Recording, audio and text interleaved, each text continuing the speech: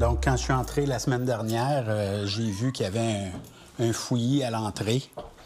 Je voyais la chambre ici, qui était vraiment pas propre. Un propriétaire d'appartement à Sherbrooke a fait toute une découverte la semaine passée après avoir évincé 2 locataires pour non-paiement. Il y avait un couple qui habitait ici et puis il était encore ici mercredi dernier. Et puis je leur ai demandé de quitter.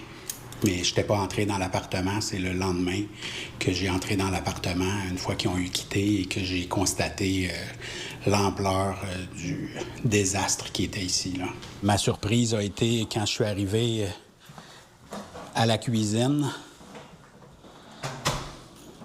Tu sais pas c'est quoi les bébites, tu sais pas c'est quoi qui se cache en dessous de ces tas-là, des seringues, toutes sortes de choses.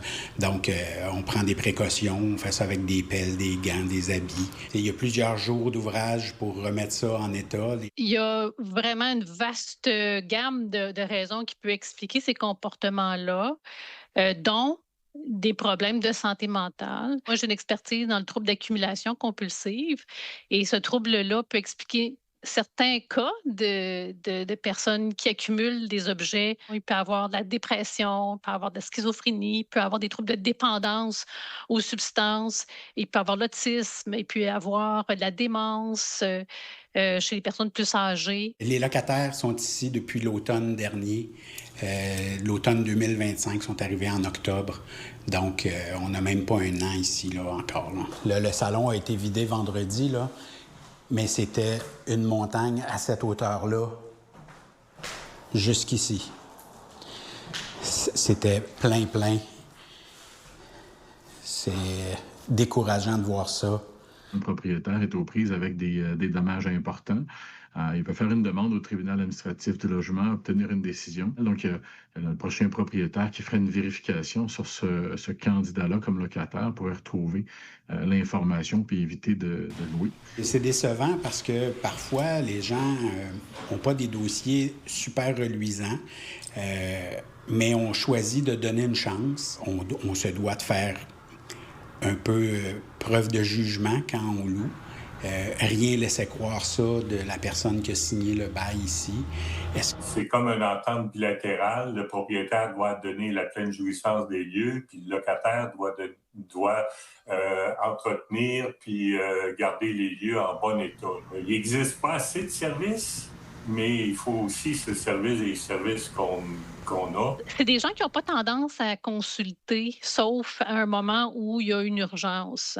C'est des gens qui ont très peur de la stigmatisation, qui ont peur qu'on les oblige à faire un ménage forcé. La partie la plus plate dans l'histoire, à part la perte monétaire, là, c'est vraiment de devoir mettre des employés à aller nettoyer ça. Il n'y a personne qui va aller jouer dans les affaires des autres comme ça. À Sherbrooke, Noah Abel pour Novo Info. Les ingénieurs du gouvernement du Québec mettent fin à la grève déclenchée il y a un peu plus d'un mois. L'Association professionnelle des ingénieurs du gouvernement du Québec, qui représente plus de 1900 personnes, a fait savoir vendredi qu'il a accepté de soumettre une proposition à ses membres. Depuis le début des négociations, près de 150 chantiers sur l'ensemble de la province étaient sur pause ou au ralenti. Ces derniers ont pu reprendre lundi matin. La rentrée scolaire pour bien des Québécois, c'est désormais synonyme de stress financier. Les organismes de dépannage alimentaire constatent déjà un grand nombre de demandes. Chaque rentrée scolaire apporte des défis pour les familles, bien entendu. C'est des dépenses qui s'ajoutent. On peut penser au matériel scolaire, mais il y a des vêtements aussi, le sac à dos, la nouvelle boîte à lunch. Bref, il y a pas mal de dépenses qui s'ajoutent. Quand notre budget est déjà serré, évidemment, ça crée une pression supplémentaire. On est évidemment dans une augmentation comme on s'y attendait. Pour nous, à la Fondation Roquebertin, le petit changement cette année, c'est que par le passé, le panier de la rentrée ciblait uniquement les familles qui avaient des enfants d'âge mineur. Et là, on avait tellement de téléphones de gens en détresse qui avaient besoin de notre soutien qu'on a décidé d'ouvrir en fait à toute la population. Donc, même si les gens n'ont pas d'enfants, où ils sont majeurs. On pense entre autres à nos étudiants du cégep puis de l'université. Ils peuvent faire une demande là, pour pouvoir bénéficier d'un panier. On va le voir dans les prochaines semaines. C'est sûr qu'au début de l'année scolaire, les gens en général ont peut-être travaillé cet été aussi. Il y a peut-être des revenus de prêts et bourses aussi qui sont disponibles. Donc, pour les premières épiceries, en général, on voit que les gens vont être capables de s'organiser. Plus la session va avancer, plus le besoin va être significatif. Et là, on a une très belle entente avec l'Association étudiante du Cégep de Sherbrooke et la Fondation du Cégep de Sherbrooke. Donc, à 3, comme ça, on travaille de façon à pouvoir offrir des denrées aux étudiantes et étudiants du Cégep. Ça fonctionne bien. Alors oui, les partenariats sont extrêmement importants. Le panier de la rentrée, c'est le panier pour nous qui est le plus facile à faire parce qu'on est au moment des récoltes et que les aliments sont moins chers. Vous le savez, à l'épicerie, même nous, on s'en rend compte, là, on a accès à des légumes. Donc, c'est vraiment le fun. On crée des partenariats avec des entreprises agricoles, des producteurs maraîchers, des producteurs de petits fruits. C'est génial, mais il y a des coûts aussi qui viennent avec ça. Et on a besoin de ces denrées-là pour être capable d'offrir des dépannages alimentaires de qualité. Je vous dirais qu'un panier de la rentrée, c'est le plus petit de la Fondation, puis on est toujours dans les environs de 1000 et des poussières. Puis là, avec les institutions qui sont entrées à ce moment-ci, je pense qu'on maintient le cap. Moisson Estrie, là, c'est tous les jours, chaque semaine, toute l'année. Le dépannage alimentaire, ça n'arrête pas. La distribution aux organismes communautaires, ça n'arrête pas. Donc, chaque fois qu'une personne a la capacité de faire un don, qu'il soit en argent ou qu'il soit en denrées, c'est sûr qu'on est capable de l'accepter. Toujours, toujours. Si jamais les gens ont envie d'aller faire une épicerie puis de nous mettre une petite denrée de côté puis de venir nous porter ça, on va être preneurs. Pensez à des collations, pensez aux aliments du petit déjeuner. C'est vraiment là-dessus qu'on se dirige. La distribution des paniers de la rentrée aura lieu le 12 septembre prochain. À Sherbrooke, Fanny Lachance-Paquette pour Nouveau Info. Votre cheminée pourrait cacher un oiseau migrateur en péril, le martinet ramoneur. C'est un tout petit oiseau qui profite de l'été au Canada pour faire son nid dans les cavités des cheminées. On le retrouve surtout dans le sud du Québec.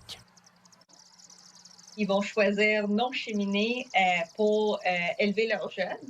Historiquement, le martinet utilisait des grands arbres creux qui avaient des cavités style cheminée. Puis là, ils ont évolué avec nous. On a bâti des cheminées, des poêles à bois. Puis maintenant, ce qui est l'enjeu, c'est qu'on a moins de cheminées disponibles pour le martinet. En Estrie seulement, il y a plus de 200 cheminées répertoriées dédiées à cette espèce en voie de disparition. On les retrouve sur des terrains privés ou encore dans certaines municipalités. Et la ville de Magog en est un bon exemple. En 2024, la ville a construit une cheminée pour relocaliser une population de martinets ramoneurs. Un projet qui a été mis de l'avant en collaboration avec les propriétaires du terrain à côté pour permettre le déplacement de cette population-là qui était dans la cheminée du bâtiment à côté. Le promoteur avait l'intention de faire quelque chose avec, mais étant donné la présence du martinet, ils ne pouvaient pas aller de l'avant avec leur projet.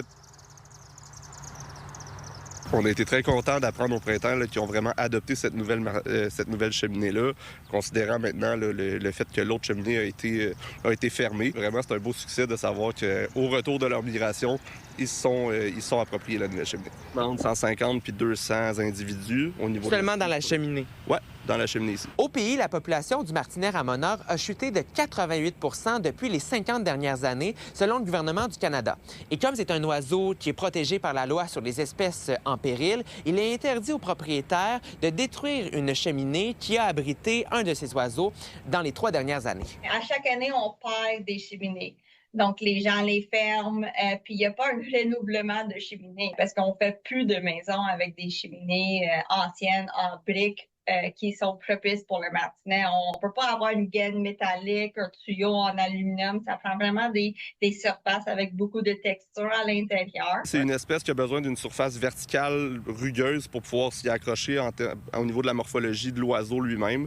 Donc vraiment, les cheminées est un endroit qu'ils ont réussi à adopter parce que ça répond à leur façon de nicher puis de dormir. Nous, notre job comme organisme de conservation, c'est de trouver ces cheminées-là et parler aux propriétaires pour les sensibiliser sur le fait qu'ils vivent avec une espèce en péril. Donc, on les donne des conseils de comment mieux habiter avec cette espèce-là. Puis, ça ne représente pas un danger pour l'être humain. Il n'y a pas d'enjeu pour les feux dans la cheminée. C'est un tout petit nid. Pour sensibiliser la population à l'importance de protéger cette espèce, la ville de Magog organise le 30 août une journée remplie d'activités et de conférences sur le martinet ramoneur. À Magog, Marc-Antoine Mailloux pour Nouveau Info. Vous êtes nos yeux et nos oreilles sur le terrain. N'hésitez pas à nous écrire si quelque chose vous fait réagir ou si vous voulez nous raconter votre histoire à estrie@commercialnouveau.info.